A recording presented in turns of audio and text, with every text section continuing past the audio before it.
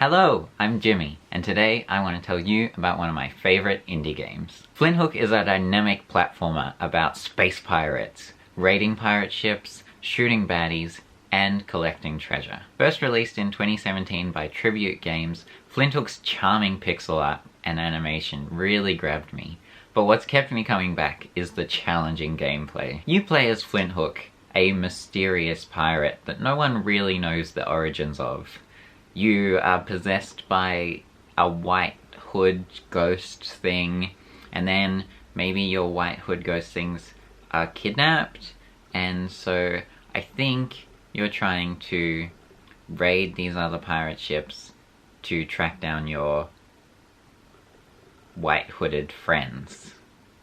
Maybe? Aside from the opening cinematic, there's not a whole lot to go off with the plot, but you learn little bits as you go through cutscenes, through the enemies that you face, and that's all you really need. A disclaimer, I'm not actually very good at this game, so I haven't progressed very far through the story. The game plays in roguelike levels, where you'll be taking on a series of ships, up to the boss, and you have to do it all in one life. If you die, it's back to the start of that series of ships. Unlike some other roguelikes though, you don't lose everything.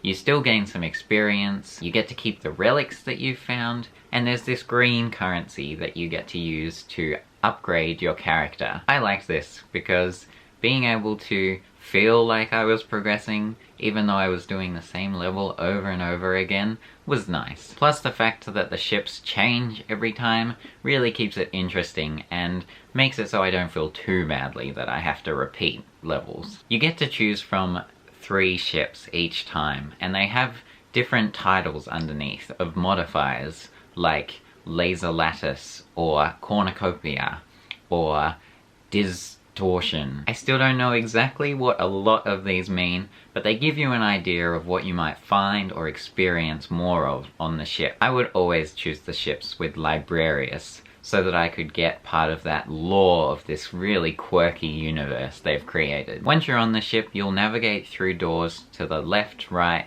up and down, discovering the map as you go. Standard dungeon crawly kind of stuff. You have your plasma pistol to shoot enemies, your sub-weapon slot for items that you pick up like bombs, your trusty quick hook to help you get around, and your time-slowing chrono buckle. Skillfully combining these 4 abilities is key to your success, and it's where Flinthook really shines. Though it seems simple enough, I found myself constantly forgetting about one of these abilities. For mastering your time abilities and remembering to use your sub-weapons will really help. And it is so satisfying when you use that slow motion to dodge a lot of bullets and then get a direct hit with a bomb. As you navigate through the ships, there's so much variety in the enemies that you'll face and the different platforming challenges that you'll have to navigate through. So it keeps it nice and fresh for you to keep playing over and over again. You won't find yourself getting bored very quickly. You'll get perks in booster packs every time you level up, and you'll select a few at the start of each run to help improve your character. You'll also find or buy extra ones as you go through the run. There are also curses, which you can risk getting, which normally give you more experience at the cost of HP or taking extra damage. It's a lot of fun taking these gambles and seeing what happens. You'll learn more about perks and curses as you play, and this will help you make more informed decisions about which ones you might want to get, which is one of my favorite parts of roguelike games. I was drawn to Flinthook because aesthetically I really love the pixel art, the character design, and the subtle fishy theme, but I stayed around because of the challenging gameplay, replayability, and the movement, which is just honestly a lot of fun. Flicking around the screen with your grappling hook just feels great. And that's good, because if you're anything like me,